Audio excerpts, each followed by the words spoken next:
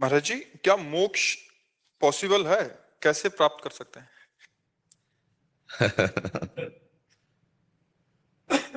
पहले मोक्ष को आपने क्या समझा है? जीवन मृत्यु के चक्र से। हाँ, तो अगर जीवन मृत्यु का चक्र है तो उससे मोक्ष भी तो है ना। पॉसिबल क्यों? जो है सो है। अगर जीवन है तो मृत्यु है ना, और जीवन मृत्यु है तो इससे बचने का उपाय भी है। भगवान कह रहे हैं ना, अहम त्वाम सर्वपापेभ्यो मोक्षयिष्यामि मां शुचा, मैं मोक्ष प्रदान करूंगा। तेषाम हम समुद्धरता मृत्यु संसार सागरात। पॉसिबल है। भगवान का भजन करके चित्त वृत्ति को भगवदाकार कर दिया, मुक्त हो गया।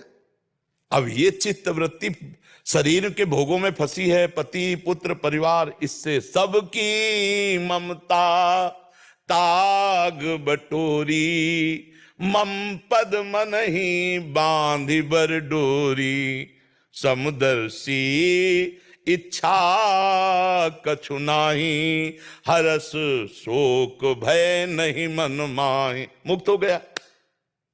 सबकी ममता ताग बटोरी है कठिन बात, अगर कर ले जाओ तो मोक्ष हो जाओ, मोक्ष पदवी प्राप्त हो जाएगी। बंधन न कभी तुम्हें हुआ है ना होगा, बात समझ ला।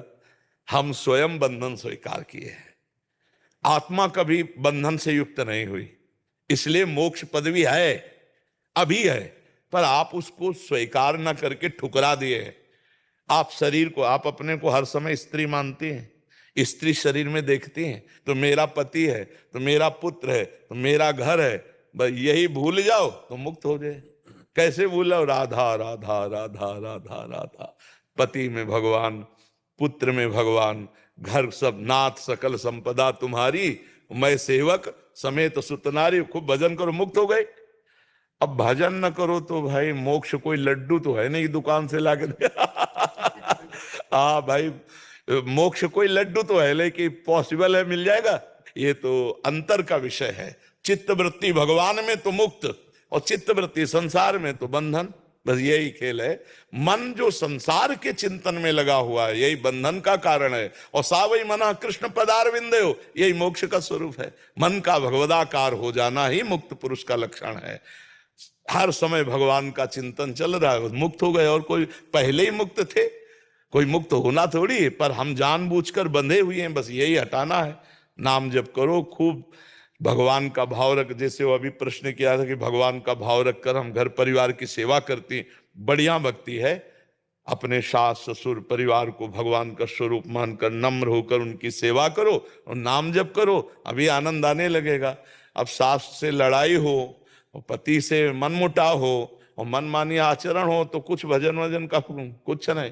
शंकर जी को जल पिला रहे हो, वो प्यासा बैठा पति वो कह रहा जल्दी टिफिन लगाओ, ऑफिस जाना है। बोले नहीं, पहले आरती होगी। अब झगड़ा शुरू है। ले, ये भक्ति नहीं है।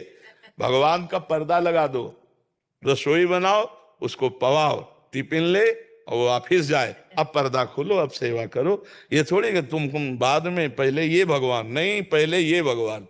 हमारी राय है पहले चलते फिरते भगवान को पवाओ जो पाले के लिए बैठे, फिर बाद में ये पूजा पाठ कर लेना। घर गृहस्थी में माताएं बहनें समझती नहीं। हाँ, अब पति हलजोत के आया, कह रहा पानी ला। बोले नहीं, शंकर जी में चढ़ाने जा रहे। प्रगट शंकर जी प्यासे मांग रहे हैं, वो कह रहे नहीं तुम्हें नहीं देंगे, वो आ जाके चढ़ाएंगे। मालूम गुस्सा के साल आदमी। अब झगड़ा, बोले पति बड़ा दुष्ट है, भक्ति नहीं कर ले देता। तुम जाने ही नहीं भक्ति किसे कहते हैं। जिसको तुम दुष्ट कह रहे वही शिव है, वही भगवान है। ले बढ़िया ठंडा लोटा जल ले जी, पियो। शंकर जी पी रहे हैं। तो प्रथम अगर अवसर मिले तो इन मंदिरों में पूजा करो। सबसे पहला अवसर मंदिर में, इनमें सबके हृदय मंदिर में भगवान विराजमान है। सच्ची मानना, जो एकांत में मूर्ति पूजा तो करता और बाहर इन मंदिरों से द्रोह करता है, तो कपिल भगवान कहते हैं उसकी पूजा ऐसी है जैसे राख में किया हुआ हवन।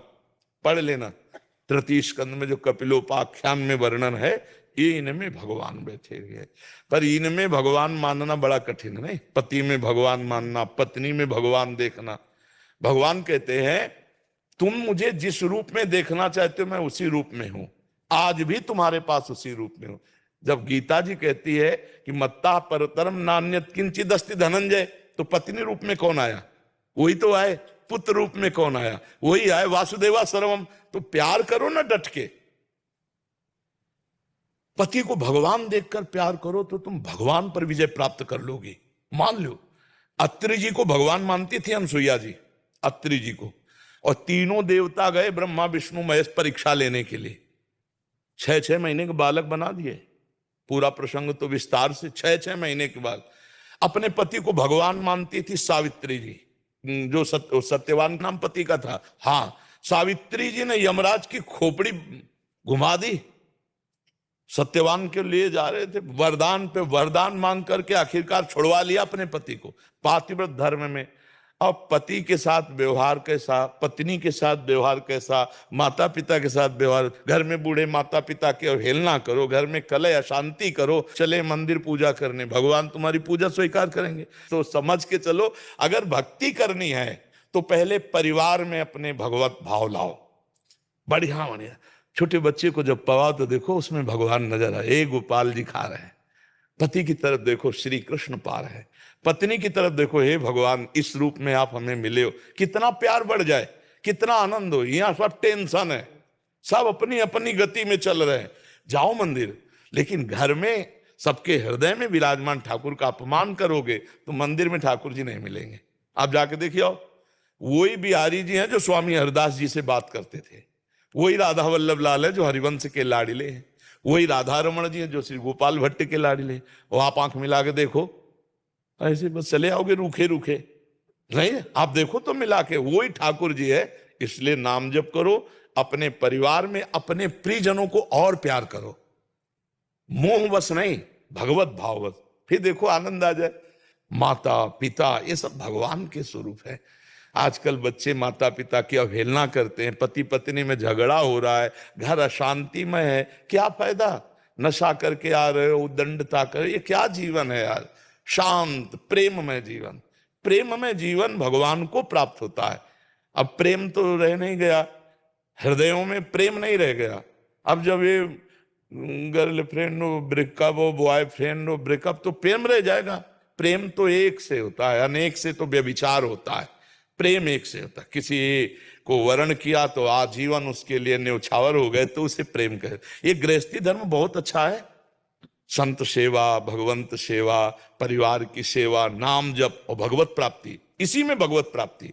वैराग्य पंथ है बहुत कठोर, बहुत कड़ा, इसीलिए 100 में कोई 1-2 निकल पाता है, और गृहस्थी में चाहो तो 100 के 100 निकल सकते हो।